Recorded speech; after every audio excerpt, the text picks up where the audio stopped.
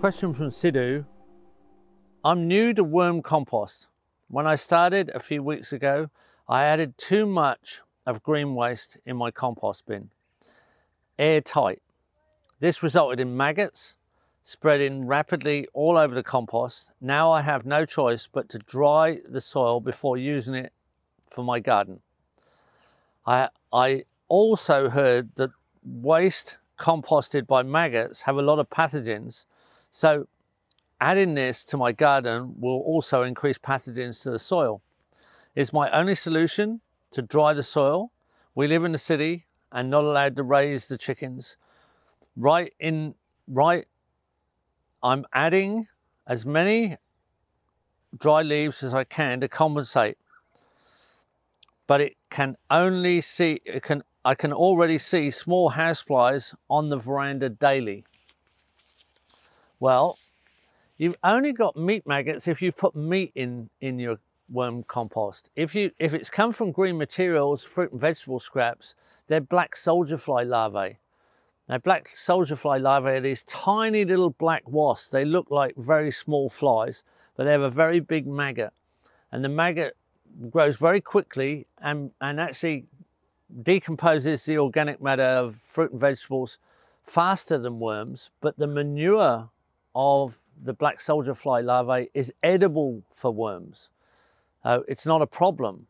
Right? It looks pretty gross at times when you see black soldier fly larvae all the way through your worm farm, but they're actually not doing much harm. They're more oval than a meat maggot, so you're not going to get meat maggots unless you put meat or fish into your worm farm. Fruit and vegetables will attract black soldier fly larvae, but only at warm times of the year. Not if you've got a cold climate. When it gets cooler, you won't get them. So you shouldn't have to dry anything out, but you may have mixed the layers in a way that's made it a little bit more awkward. What we do with these big bathworm farms is we put at least half to 3/4 with cow or horse manure first.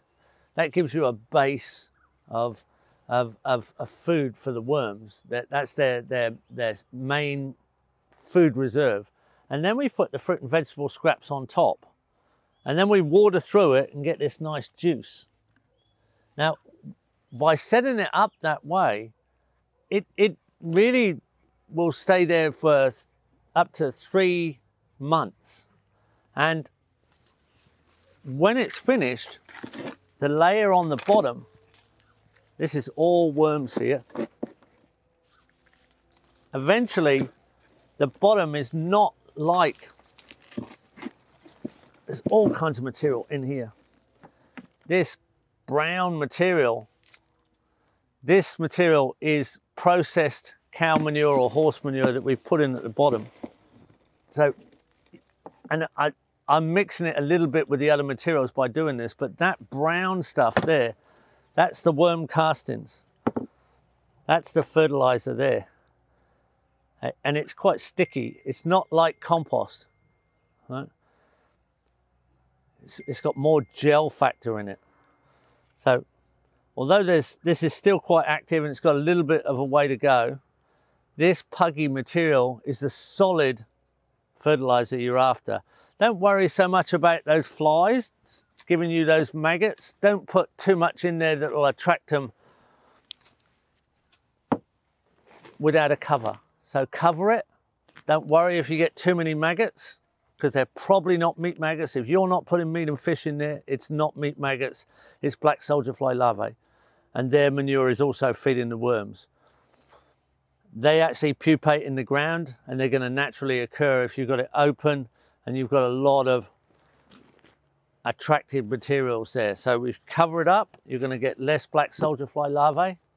I usually like a cover that the rain comes through, or you can water through the cover and get that nice liquid fertilizer regularly at the bottom here. This brown material, brown liquid here is a good liquid fertilizer you can constantly use, and you wait in 3 months to reset your worm farm and get all that solid material at the bottom.